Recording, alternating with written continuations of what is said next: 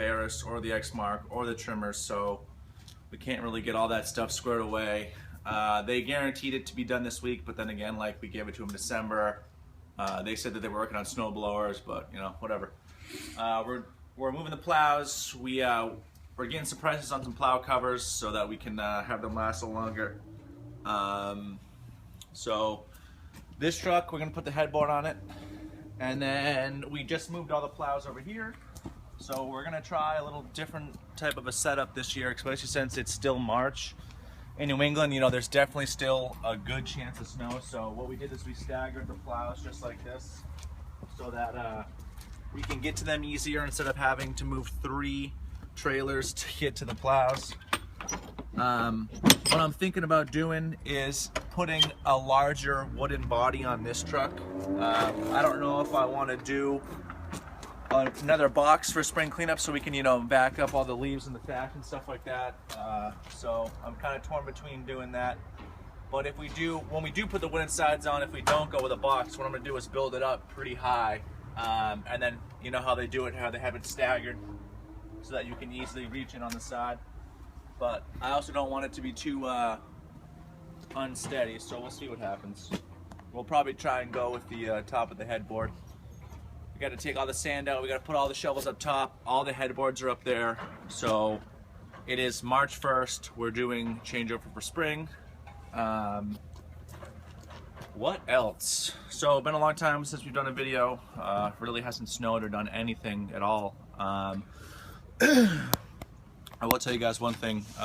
Taxes suck. I did not do them quarterly last year because, you know, it was pretty much my first year in business. I was kind of ignorant towards a lot of the accounting side of it. You know, we got QuickBooks, so like we're kind of starting to clean it up a little bit. We made a really good profit last year for our first full year in business, but it's looking like we're gonna have to pay like about $12,000 in taxes for the whole year, maybe even more. So my accountant's trying to get me more deductions and everything like that, and trying to, you know, work some magic, but there's only so much you can do, you know, if you make a certain amount. And I have to let you guys know, in the state of New Hampshire,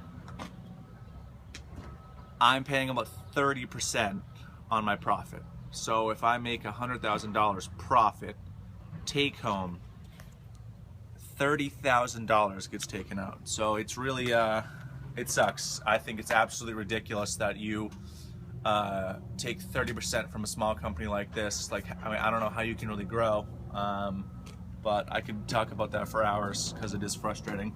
And then the more money you make, they drop the percentage, so it's like 17-18%, but then you're paying more money in income tax, so you do start to have to pay a little less in taxes. But overall, I mean, you're looking at, you know, 20, 25, 30% just overall on everything you make. So we are going to open up a money mutual account, and let's say we make $5,000 in a week. You know, I'll take roughly, you know, $1,500, put that into the business, the money mutual account, and that's just all the taxes. So if you mow a lawn and you make 50 bucks, then you mow another lawn and make 50 bucks, and you have $100, Uncle Sam is going to take $30 of that from you, if it's all profit. But then you know, you have to keep up with your deductions, you have to keep up with your receipts.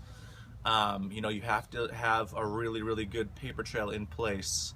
If you use your debit card like a Walmart, it's going to come up and just say Walmart, so you have to keep that receipt, you know, and highlight or circle what's business, what's personal. That was probably my biggest negative thing that I did, was I would be so busy. You know, you guys saw in the videos, and you're working 80 hours a week. You know, I'd sleep, you know, 5 hours every night, this and that, plus like trying to have a personal life, working another job or anything like that. And you know, you wouldn't have anyone on your personal card, you'd swipe the card for, you know, lunch for the guys or whatever, and that's not a deduction. So $5 here, $11 here, $15 there, you know, over the course of a year, it added up to about $40,000. So between personal stuff that I bought through the business, and then the small amount of money that I paid myself. So you don't really realize how much you're spending until, you know, it's been 12 months. So we're gonna start doing it quarterly now. You know, we have the money for the taxes if it comes to $12,000.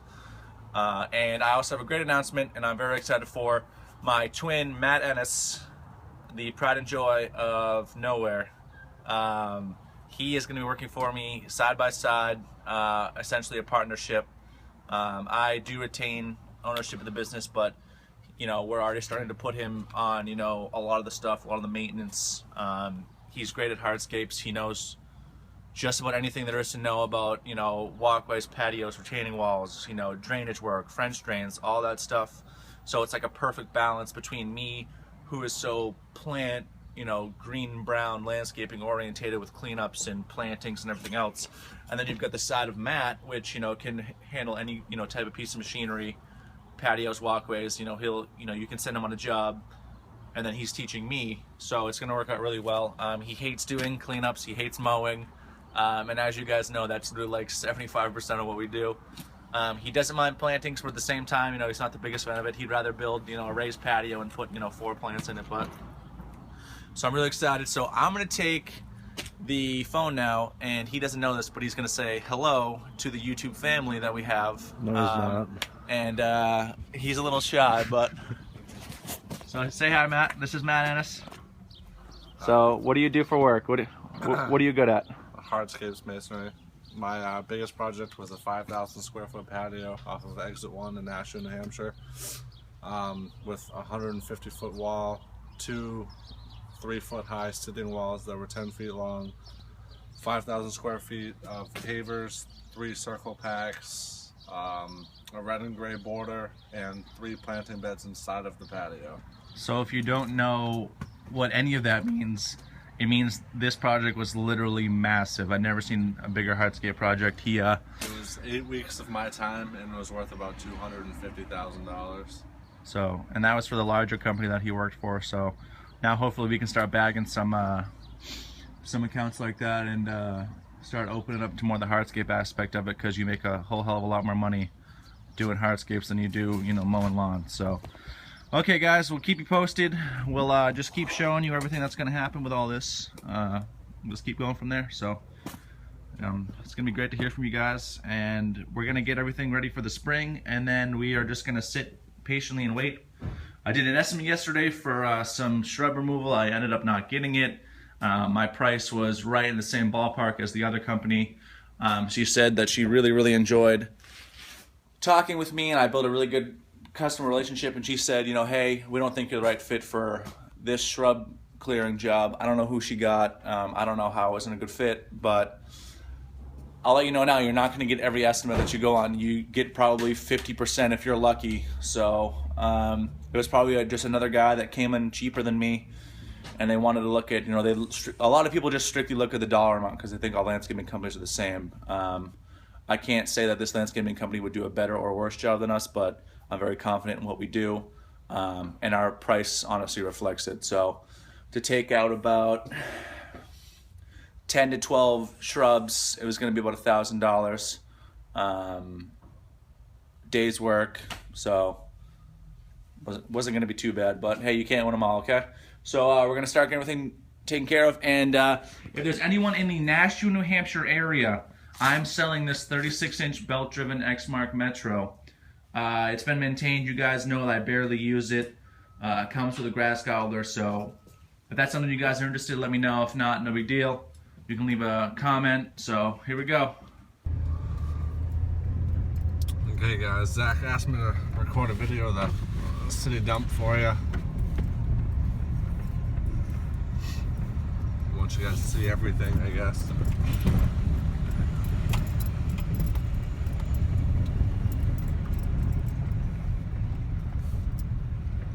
Those giant trash mounds. I got this asshole over here zooming past me.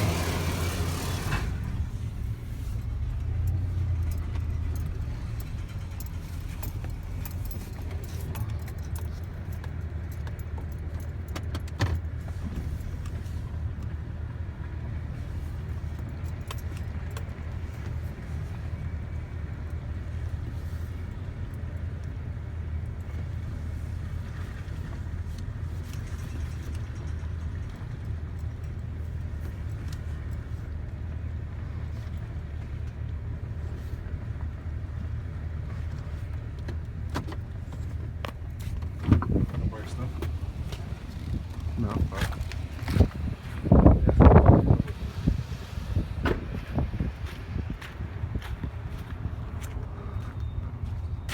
This is the Nashua dump in all of its glory. This is just the wood and construction material. Everyone else's trash is thrown into a giant compactor and then burned over there and then turned into that giant hill over there. That's all trash. All that hill is all trash. And make sure you check out the rest of our videos. Thank you. Hey guys, Zach from Wrist Landscaping. It is 55 degrees out and we got our new shirts in. Meow. This sexy man piece of hunk meat stuff and other erotic words. You're putting this on the channel, bro? Come on. Just turn around real quick. We'll show them the back. The only thing that sucks is we got the safety green ones, and they ended up coming with white lettering, so you can't see a single thing on it. So we essentially got 15 free t-shirts.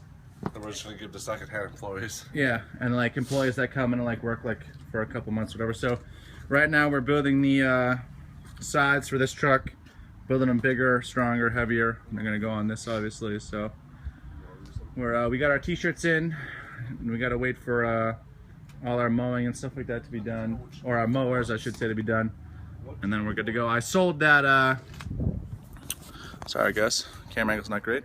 I sold the 36-inch Exmark for $1,200. So the first guy that came and saw it really liked it, paid $1,200 for it. So made our money back, and we had it for a good couple of seasons. So yeah, we're just gonna keep we're gonna keep plugging along here and finish these sides up, and then keep you guys updated. We're sending our spring letters out, and then we should be in business for about the 3rd week of March. So we'll see. Okay. Good luck, guys. Meow. So we use this 3/8 drill bit to do a pilot hole for the bolts, obviously. We lined it all up, did all our measuring twice, everything like that. So now we're gonna drill 3 separate holes, but for this we're just gonna show you how to do one. So you get all your pieces cut and set up just like this in nice style, so you can manufacture it on sawhorses or barrels or whatever, and then you can just put the whole piece onto the truck. So here we go.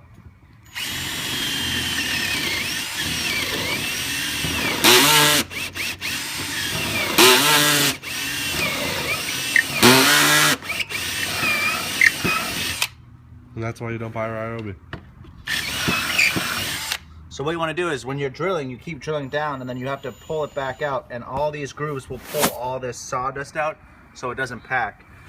So now we have our hole. We take a carriage bolt, galvanized, to make sure it doesn't rot, and it's got this square piece down here which helps it drive into the wood better and hold it.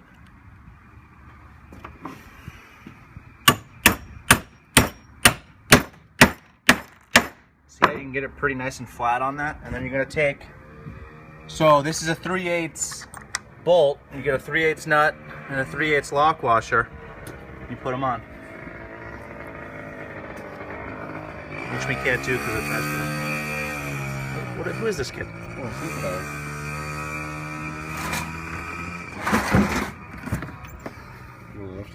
Just okay, guys, finished product.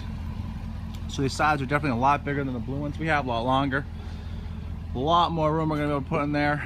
Really gives you the most bang for your buck, honestly. So we're gonna be able to fit a whole hell of a lot of grass in there, mulch. It's really just gonna be whatever the physical limitations of the actual truck are, but came out pretty nice. I'm not even gonna paint them. I mean, the paint comes up so quick. I mean, I might hit it with a couple coats of black if I really want to, but I don't think it looks that bad at all.